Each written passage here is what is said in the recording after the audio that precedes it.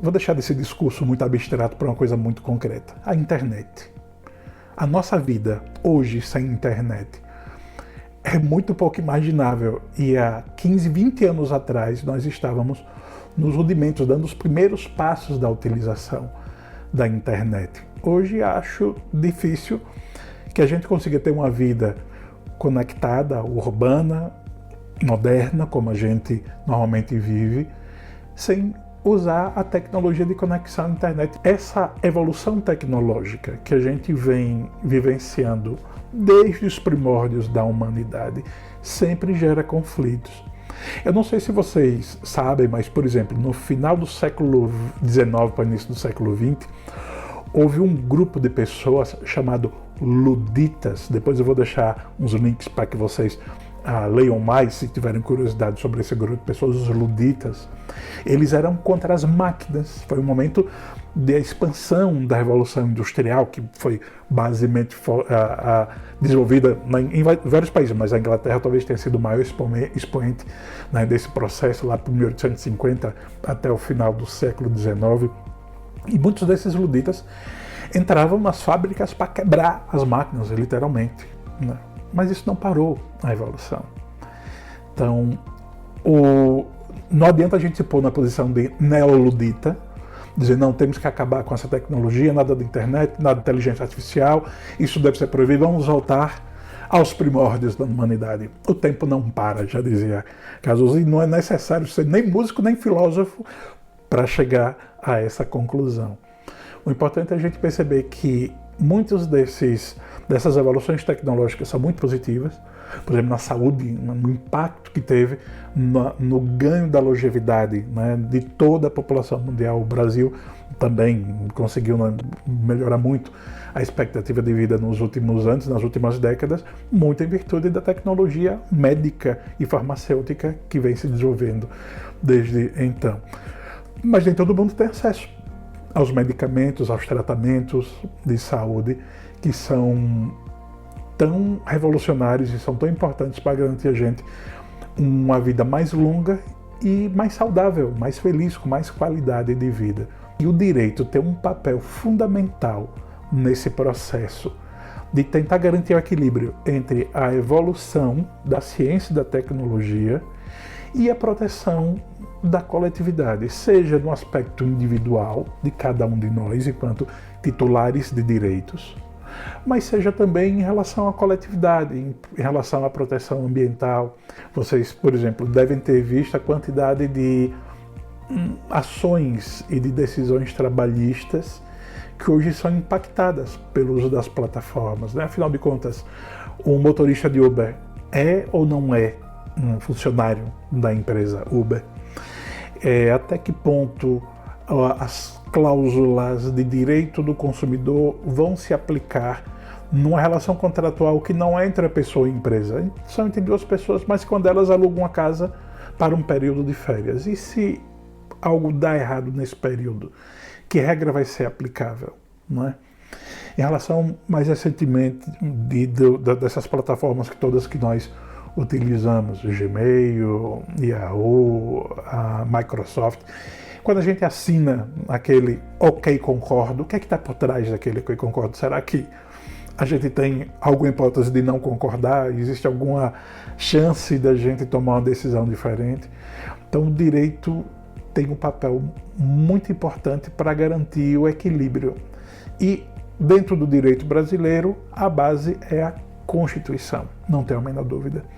Lembro vocês que a nossa Constituição de 1988, ela traz na sua parte inicial dos direitos e garantias fundamentais as três grandes dimensões, os direitos de primeira, segunda e terceira geração. Chamam de dimensão, mas eu prefiro a palavra dimensão. Vocês certamente já viram esse debate e eu acho dimensão mais adequado. E agora dizem que há uma quarta dimensão, tem gente que também já fala de quinta e sexta dimensão.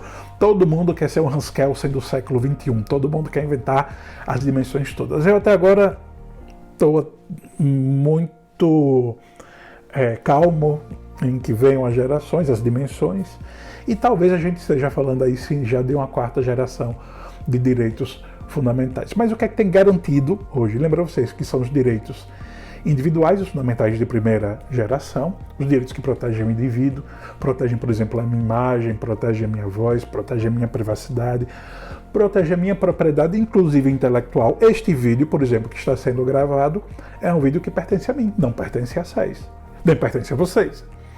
Ninguém pode pegar esse vídeo e vários outros que eu venha gravar, guardar numa pastinha e depois vendê-lo livremente. Não é assim. Eu, inclusive, distribuo sem nenhum problema meus vídeos de forma gratuita dentro de uma licença chamada Creative Commons, com atribuição não comercial. Depois a gente vai falar sobre isso também um pouquinho mais à frente. Então, a propriedade intelectual, como esta aula, como este vídeo que vocês estão vendo, que é uma coisa intangível, porque não está gravada num CD, não está gravada... E mesmo, o importante não é o CD, né? Não era a fita cassete, era o conteúdo que ele estava, ou seja, era igualmente intangível. Né? Então, essa propriedade imaterial, porque ela não se traduz em matéria física concreta, não é como esse controle remoto, né? Que eu posso pegar, que eu posso usar, vender.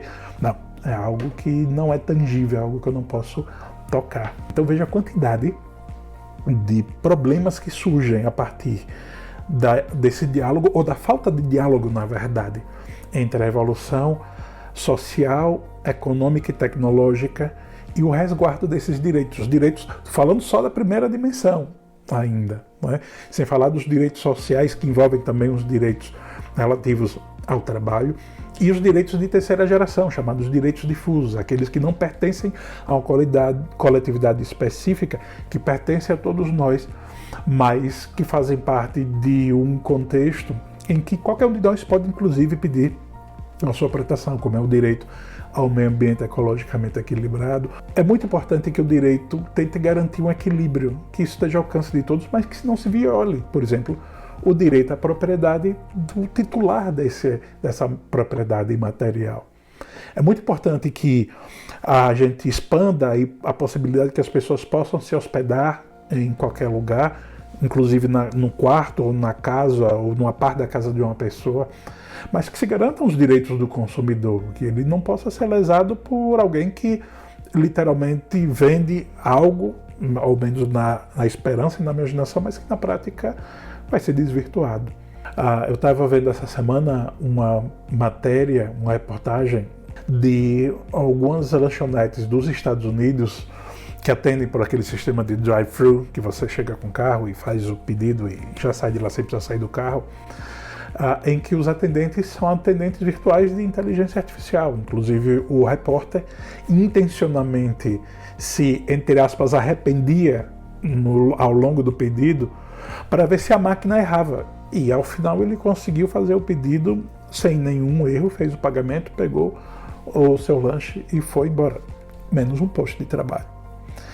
E isso, obviamente, nos leva a questionar sobre a fragilidade de algumas categorias profissionais que vão estar mais vulneráveis em virtude da ampliação do uso dessas tecnologias digitais, notadamente a inteligência artificial.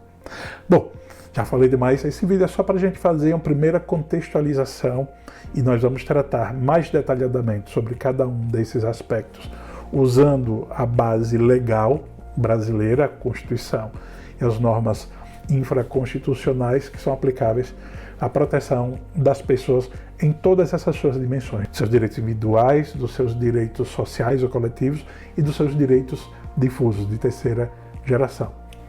Até o próximo.